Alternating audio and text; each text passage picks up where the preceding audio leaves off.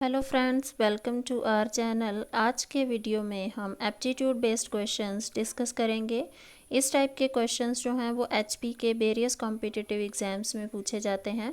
So let us start with our first question, that is a car run 100 meter in 27 seconds and V in 30 seconds.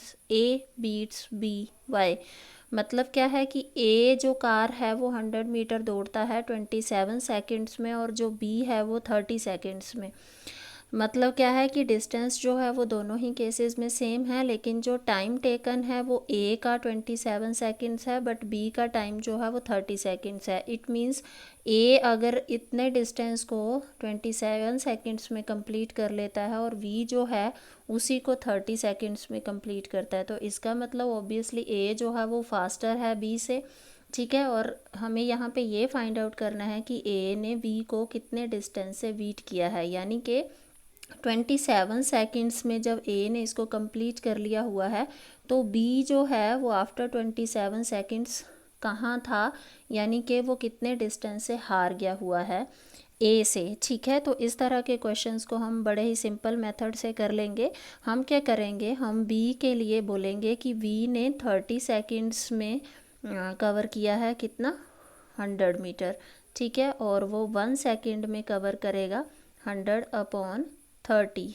ठीक है, और यहाँ हमें time का difference तो दिख ही रहा है कि टाइम टेकन है जो बी का 30 सेकेंड्स है और ए का 27 सेकेंड्स है, तो इट मीन्स जो टाइम का डिफरेंस है वो 3 सेकेंड्स का बचता है। इसके कहने का मतलब ये है कि 3 सेकंड, जो वो 3 सेकंड जिससे वो हारा हुआ है उसमें वो कितने डिस्टेंस से हार गया है, तो 3 सेकंड में वो कितना डिस्टेंस जो है बनता है, दैट इज़ 100/30 मल्टीप्लाई बाय 3। सो ये हमारा बचेगा हमारे पास ओनली 10। ठीक है, तो इसका जो राइट आंसर आएगा वो आएगा option B, that is 10 meter. Next question is the 16th term of the series 3, 5, 7, 9, 11 is. ये सिंपल सा क्वेश्चन है। इस टाइप का क्वेश्चन जो है वो अक्सर एग्जाम में पूछा जाता है। आपको यहाँ पे एक सीरीज़ दी गई है जिसमें आपको 16th टर्म बतानी है। ये आपके अरिथमेटिक प्रोग्रेशन का क्वेश्चन है, एपी बोलते हैं जिसको हम सिंपली। सो यहाँ पे बड़ा ही सिंपल सा फॉर्मूला है हमारे पास, ये आपको लर्न ही करना पड़ेगा। यहाँ पे देखिए, यहाँ पे एक फर्स्ट टर्म जो होती है उसको हम ए मान लेते हैं, that is 3, and common difference जो होता है इनके बीच उसको हम डी मानते हैं। कॉमन डिफरेंस मतलब इनको सबको, जैसे कि सेकंड वाली में से हम फर्स्ट को माइनस करें तो 5 - 3 कितना है, 2 है। आप यहाँ ध्यान से देखिए, इन सारी टर्म्स के बीच 2 का गैप है, तो कॉमन डिफरेंस जो है वो 2 है। नाउ हमें यहाँ पे nth टर्म जो फाइंड आउट करनी होती है, या हमें जितने भी number of term, nth term जो है वो फाइंड आउट करने का फॉर्मूला है हमारे पास a + n-1 मल्टीप्लाई में d। ठीक है, अब nth की जगह पे यहाँ हमें कितने नंबर टर्म फाइंड आउट करनी है, 16th टर्म फाइंड आउट करनी है। सो वैल्यूज़ को पुट कर देंगे सिंपली।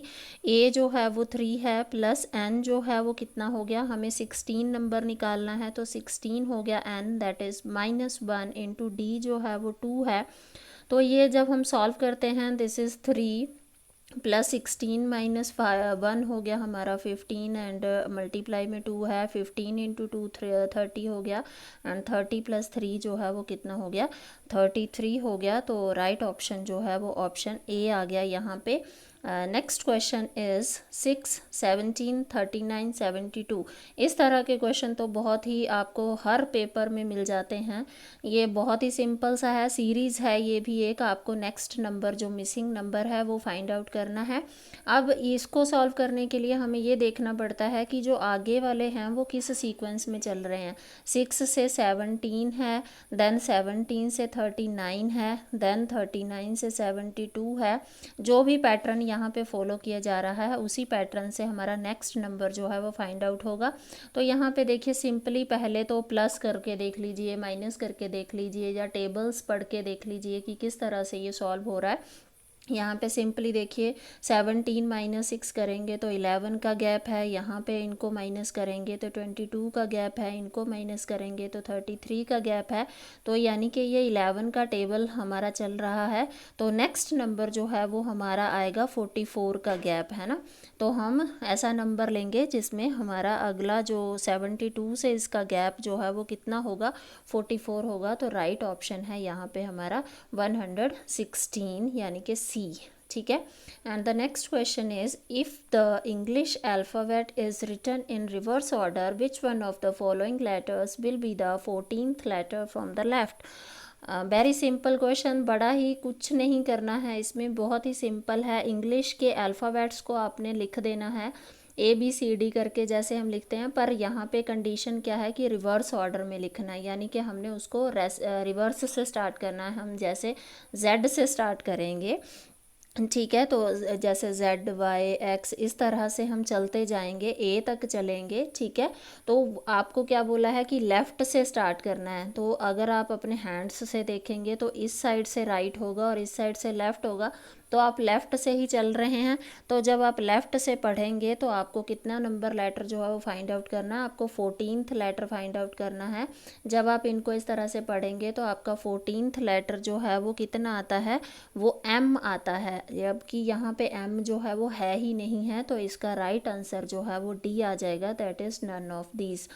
नेक्स्ट क्वेश्चन जो है उस पे चलते हैं, which one is different from the rest. कौन सा यहाँ पे डिफरेंट है बाकियों से। ये भी बहुत ही सिंपल है, इसमें भी आपको क्या करना है, इस क्वेश्चन में भी आपको ABCD जैसे अल्फ़ाबेट्स जो हैं वो लिख लेने हैं। A से स्टार्ट करके आप लिख लेंगे Z तक, जो हमारी अल्फ़ाबेटिक ऑर्डर में हम उसको लिख लेंगे। फिर हम ये देखते हैं कि यहाँ पे देखिए सिंपल, ये जो PRT है, QOM है, CEG है, UWB है, इनमें से हमें ये बताना है कि डिफरेंट कौन सा है बाकियों से। तो जब आप ऐसे ABCD इस तरह से लिखते हैं, EF पहले एक ही समझ लीजिए बस, ये क्या है CEG, ये C है आपका, ये E है, ये G है, यानी कि यहाँ पे एक एक जो है अल्फ़ाबेट बीच में से छोड़ा गया है, तो ये इस तरह से लिखे गए हैं। तो इसी तरह से आप देखिए U यहाँ पे B लेफ़्ट किया गया है, W के बाद X लेफ़्ट किया गया है, इसी तरह से P के बाद Q लेफ़्ट किया गया है, देन R के बाद S लेफ़्ट किया गया। ये सारे हमारे ऐसे फॉरवर्ड डायरेक्शन में चल रहे हैं। ठीक है, ये वाले, लेकिन हम यहाँ सॉरी B नहीं C, ठीक है, लेकिन जो B है इसको अगर आप ध्यान से देखो, लिखा तो ये भी ऐसे ही गया है, बट इसका जो ऑर्डर है वो रिवर्स है, यानी कि Q से हम बैक की तरफ चलेंगे एक नंबर छोड़ के, तब हमारा O आता है। इसी तरह से उसके अगला नंबर छोड़ के बैक की तरफ रिवर्स ऑर्डर में M आता है। तो सबसे डिफरेंट यहाँ पे कौन हुआ है, सबसे डिफरेंट जो है वो B है यहाँ पे। तो इसका राइट ऑप्शन जो है वो क्या आएगा, B आएगा। And question number 17 is as naked is related to cloth in the same way thirsty is related to which. Naked जो है वो क्लॉथ से जिस तरह से रिलेटेड है, इसी तरह से थर्स्टी से कौन रिलेटेड है, ऑब्वियसली थर्स्टी से रिलेटेड होगा वाटर, पानी। ठीक है, एंड नेक्स्ट जो है वो हमारा है question number 18, that is in a code boxer is written as this, then visit is the same code in the same code is written as. Boxer जो है उसको अगर हम इस तरह से लिखते हैं, देन विजिट को हम इसी पैटर्न में या इसी कोडिंग में कैसे लिखेंगे। अब आप बॉक्सर लिख के देख लीजिए, बॉक्सर में क्या लिखा है, V की जगह पे A लिखा गया है, O की जगह पे Q लिखा गया है, X की जगह पे W, इसी तरह से E की प्लेस पे G और R की जगह पे Q को रखा गया है। अब आप देखेंगे, आप या इन क्वेश्चंस को सॉल्व करने के लिए हमेशा सबसे पहले इस तरह से अल्फ़ाबेटिकली आप सारा लिख लीजिए Z तक, फिर आपको ज़्यादा जल्दी समझ आ जाता है। तो B से क्या किया गया है, उसका पीछे वाला लिया गया है A। इसी तरह से O पे आइए, MNOPQ, P से P लेफ़्ट किया गया है, O के बाद सीधा Q, यानी कि नेक्स्ट एक लेफ़्ट करके आगे चल रहे हैं। इसी तरह से x पे आइए तो x से फिर से पीछे वाला लिखा गया है WXYZ, है ना। इसी तरह से E से अगेन हम आगे की तरफ चल रहे हैं, EFG, जहाँ पे F लेफ़्ट किया गया है G की तरफ। आई थिंक आपको ऑर्डर जो है वो समझ आ गया होगा। इसी तरह से जब हम विजिट लिखते हैं तो विजिट में देखिए पहला जो है उसको रिवर्स में लिखना है, B से पिछला कौन होगा, U होगा, ठीक है। और आई से हमें एक प्लेस नेक्स्ट वाला छोड़ के नेक्स्ट लिखना है, यानी कि आई के बाद आ जाएगा आपका जे, जे के बाद आएगा आपका के। इस तरह से जब आप लिखते हैं तो आपका जो है यहाँ पे क्वेश्चन नंबर 18 में जो राइट ऑप्शन आएगा दैट इज़ UKRKS, यानी कि आपका राइट ऑप्शन आएगा यहाँ पे सी। नेक्स्ट क्वेश्चन पे आ जाते हैं। If all the numbers from 1 to 21 which are divisible by 2 are written in ascending order then which will be the number at 6th place from the right. अगर हम 1 से लेके 21 जो हैं लिखते हैं काउंटिंग, और उसमें से कौन से नंबर चूज़ करने हैं जो 2 से डिविजिबल हैं। ऑब्वियसली आपको क्या करना है, 2 से स्टार्ट करेंगे क्योंकि 2 से लेके 20 तक जो नंबर हैं वो असेंडिंग ऑर्डर में लिखने हैं आपको, और उसके बाद आपको क्या करना है, डिविजिबल नंबर ही लिखने हैं जो 2 से डिविजिबल है, यानी कि 2 का टेबल लिखना है सीधा सीधा, 2 4 6 8 इस तरह से 20 तक, ठीक है। देन क्या करना है, then which will be the number at 6th place, आपको 6th प्लेस वाला नंबर बताना है फ्रॉम द राइट, राइट से बताना है, लेफ़्ट से नहीं बताना है, राइट से स्टार्ट हो जाना है। फिर आपको 6th प्लेस पे कौन सा नंबर आएगा ये बताना है, तो आपका नंबर जो है वो क्या आएगा, 10th आएगा। सो राइट ऑप्शन यहाँ पे आएगा ए, दैट इज़ 10, ठीक है। And the next question is mother of Q is sister of P and daughter of M, S is the daughter of P and sister of T, but is the relation of M with T.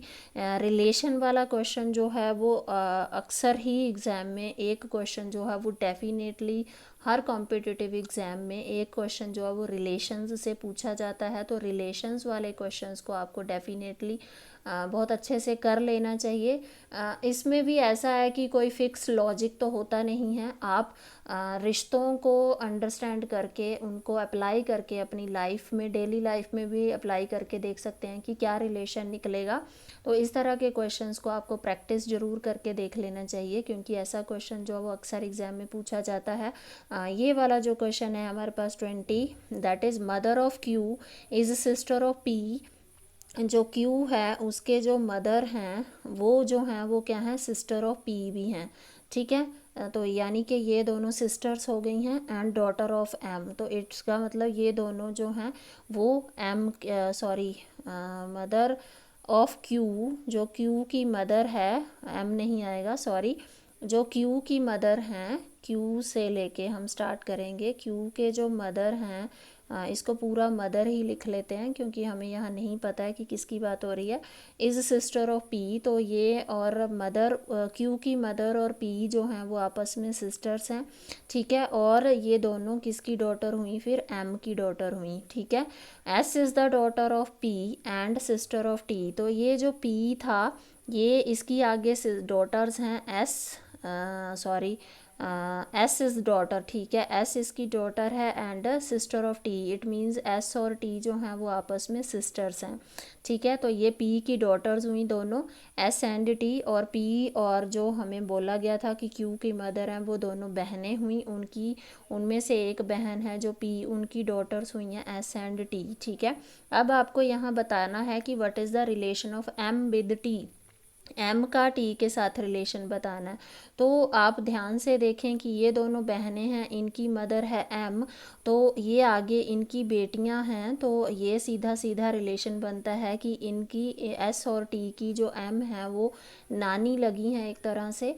तो आप यहाँ देखिए, यहाँ पे नानी का option यहाँ है ही नहीं है, तो ये राइट ऑप्शन है यहाँ पे option D, none of these. For more videos like this, please like, share, subscribe our channel. Thank you very much.